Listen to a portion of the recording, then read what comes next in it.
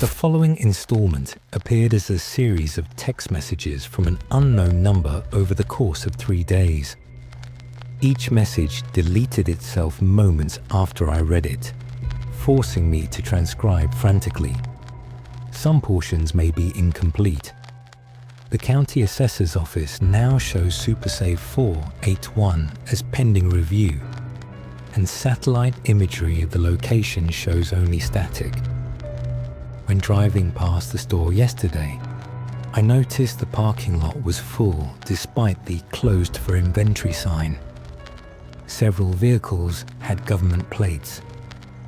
One observer in a dark suit photographed my car as I passed. I've received a letter offering me a customer loyalty consultation at midnight tomorrow. I have not decided whether to attend. Saturday morning found me sitting cross-legged on my grandmother's attic floor, surrounded by the contents of her trunk.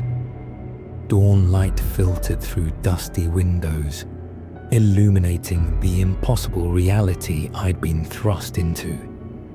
The journal in my hands was dense with information. A meticulous record of SuperSave number 481's supernatural ecosystem spanning 5 decades. My grandmother Eleanor hadn't just worked at the store. According to these pages, she'd been instrumental in establishing the boundary protocols that kept Millfield safe from what she called catastrophic reality bleed. Her handwriting became more frantic in the later entries. The corporation knows the boundary is failing. Their solution is not repair but controlled demolition. They've done it before. They'll do it again. The Pittsburgh incident was only the beginning. I've hidden safeguards throughout the store. When the time comes, find Marcus. Despite everything, he can be trusted. The silver will show the way. The final entry, dated just 3 weeks before her death, was a letter addressed to me. Alex, if you're reading this, I've failed to prepare you properly. For that, I'm sorry. The bloodline responsibility falls to you now. The Countess will recognize it. She always does. Her coin is both warning and invitation, a test to see if you're worthy of your inheritance. Whatever happens, do not allow Reynolds to shut down SuperSave 481. The boundary cannot withstand controlled demolition. What sleeps beyond would wake. The silver pendant from the trunk felt unnaturally warm against my palm. An intricate tree design with branches that seemed to shift positions when I wasn't looking directly at them. I slipped it around my neck, tucked it under my shirt, and felt an immediate, subtle change, like my senses had expanded slightly beyond normal parameters. Below the pendant in the trunk lay a collection of small silver objects. A letter opener, a thimble, a pocket watch, and a set of keys that matched no lock in the house. Each was engraved with the same symbol that appeared on the Countess's coin. My grandmother had left me weapons I didn't know how to use for a battle I didn't understand. Sleep was impossible. I spent the day reviewing her notes, trying to make sense of boundary mechanics, supernatural politics, and the disturbing references to corporate liquidation protocols. By the time I left for my Saturday night shift, my head throbbed with information overload. But one thing was absolutely clear. Reynolds closing SuperSave number 481 would be catastrophic for reasons that went far beyond unemployment. The store parking lot was unusually crowded when I arrived at 7:35 p.m. Most notable was a sleek black SUV with darkly tinted windows and no license plate, parked in the spot marked corporate visitors only. Trina intercepted me before I could enter. Her blue hair pulled back severely, uniform crisp and spotless. "You actually came," she said, surprise evident. "I wasn't sure you would. My grandmother's journals were persuasive." Her eyes widened. You found them, and you're still here? Turns out we have a family tradition of terrible career choices. She didn't smile. Reynolds arrived at 7. Marcus miraculously recovered from his illness and showed up 10 minutes later. They've been in the office since. She glanced at my neck where the pendant lay hidden. You're wearing something different, something old. I hesitated, then nodded. Eleanor's, for protection. Smart. She handed me my name badge, still reading Alex Human Edible, and lowered her voice. Listen carefully. Tonight's protocol is professional normality. No acknowledging the supernatural unless directly addressed by Reynolds. No unusual terminology. If asked about store operations, you've worked here for 3 months, not 3 days. Won't Reynolds know that's a lie? Of course. The point isn't to fool him, it's to establish your willingness to play by corporate rules. She glanced nervously toward the manager's office. The night crew is your family now, Alex, and Reynolds is here to decide if we live or die. Inside, the store had been transformed. The usual dim blue light had been replaced by harsh fluorescence at full brightness. The air felt thick with suppressed energy, like the atmosphere before a thunderstorm. Jerome stood rigidly at the meat counter, his massive frame somehow diminished by the unnatural brightness. Yasmin hovered near produce, obsessively rearranging displays that already looked perfect. Kai was nowhere to be seen. "Where's Kai?" I whispered to Trina. Quantum instability is at critical levels. Being near Reynolds makes it worse. They're waiting in the loading bay until called. At 7:55 p.m., the manager's office door opened. Marcus emerged first, tall, gaunt, and impeccably dressed as always, though deep shadows underlined his eyes. His perpetual turtleneck seemed tighter than usual, as if barely containing something beneath. Behind him came the most unsettling human being I'd ever encountered. Reynolds stood approximately 6 feet tall with a lean build that his immaculately tailored black suit enhanced rather than concealed. His ash blonde hair was styled with mathematical precision, not a strand out of place. But it was his face that commanded attention. Handsome in a manufactured way, dominated by a smile that never reached his pale blue eyes. Those eyes contained flecks of red that caught the light unnaturally, like a predator's in night vision footage. "Attention staff," Marcus announced, voice strained. "This is Corporate Auditor Reynolds. He'll be observing tonight's operations and conducting individual evaluations. Full cooperation is mandatory." Reynolds stepped forward, his movements liquid and precise. "Lovely to meet you all," he said, voice melodious and pleasant. "I've heard such interesting things about SuperSave number 481. I'm particularly intrigued by your boundary maintenance protocols." His gaze swept across us, lingering momentarily on each face. When he reached me, his perfect smile flickered almost imperceptibly. "New blood," he remarked. "How refreshing." The transition sequence at 8 p.m. was noticeably subdued. The lights dimmed only slightly, the air pressure barely shifted. The locks engaged with gentle clicks, rather than their usual thunks. The atmosphere felt constrained, like reality itself was holding its breath. "Baseline reality reinforcement," Trina murmured as we took our positions at the registers. "Corporate protocol for audits. Keeps the supernatural elements muted." Can they do that? Just turn down the weirdness. Temporarily. It's like damming a river.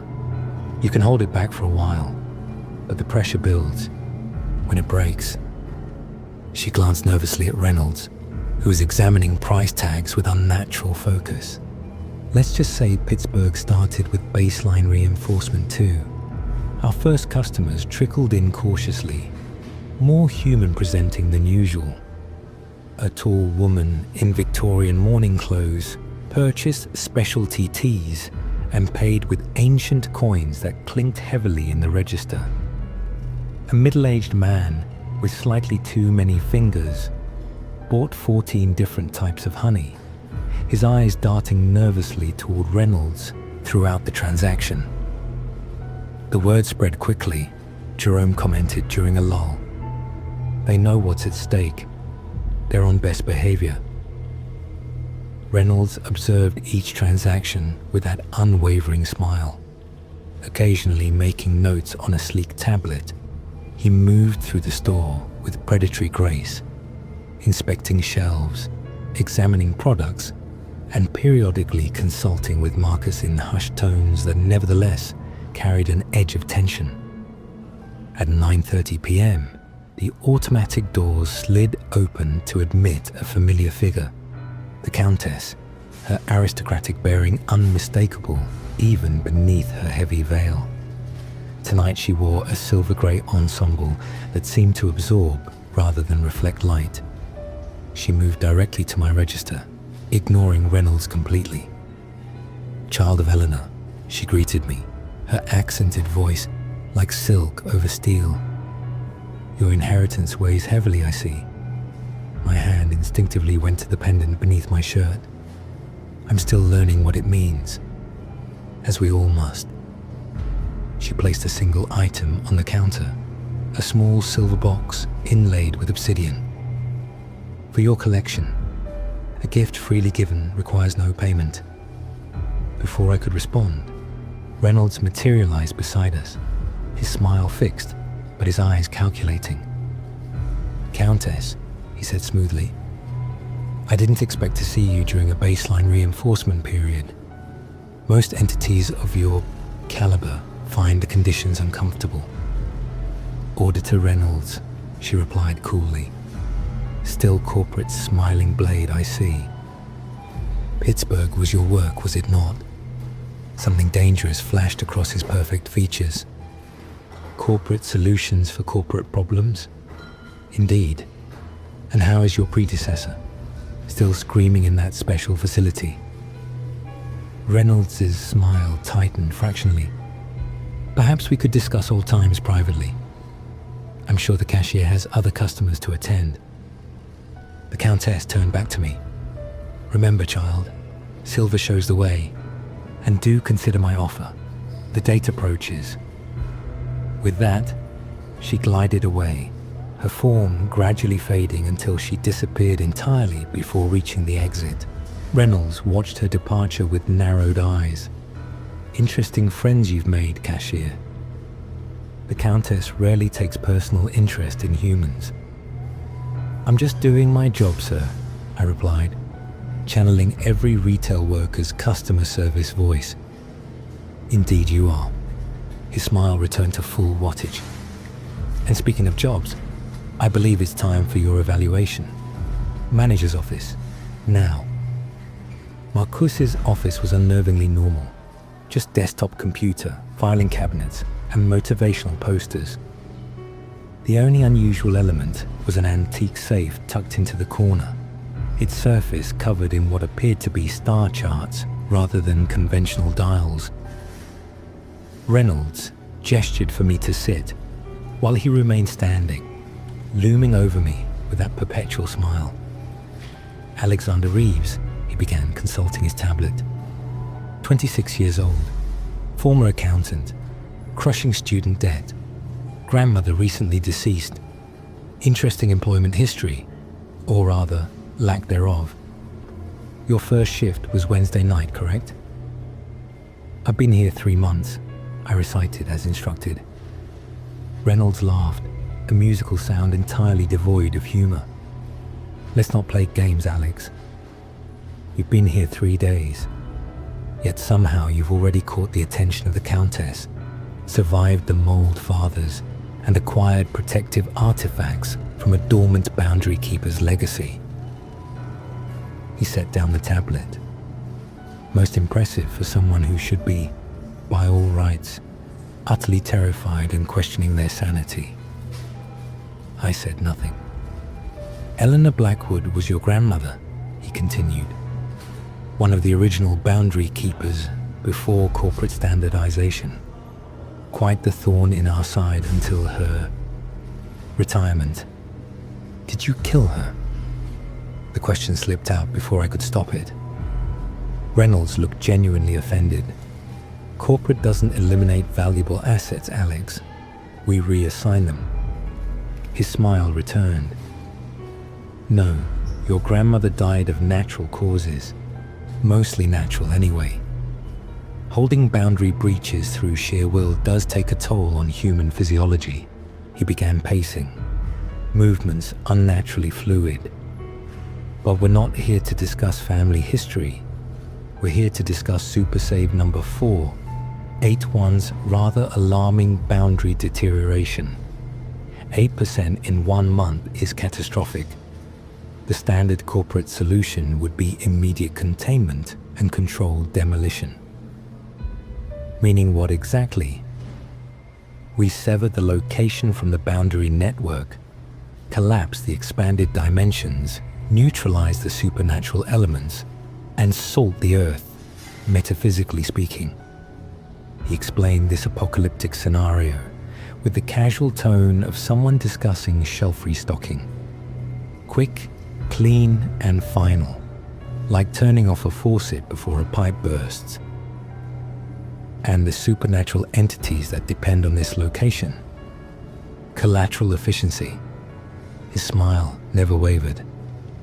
Pittsburgh had a similar problem. 16% deterioration over 3 months.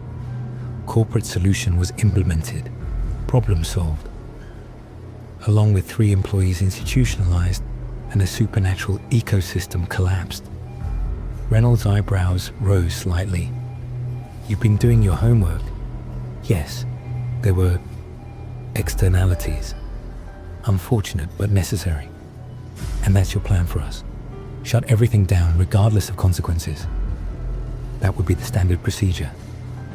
He stopped pacing and leaned against Marcus's desk. But I'm encountering certain complications in this case.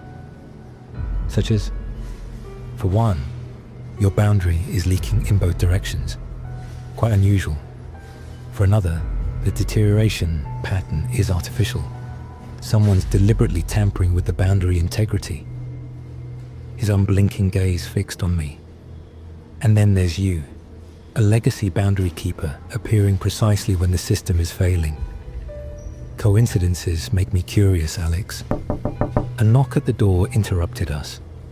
Marcus entered, looking even more strained than before. Reynolds, we have a situation. The Jama delegation is requesting an immediate audience with you and me. They're insistent. Reynolds' smile widened. Perfect timing. I was just about to propose a field test for our newest employee. He turned back to me. Alex, how would you like to join a diplomatic negotiation that will determine whether your workplace continues to exist?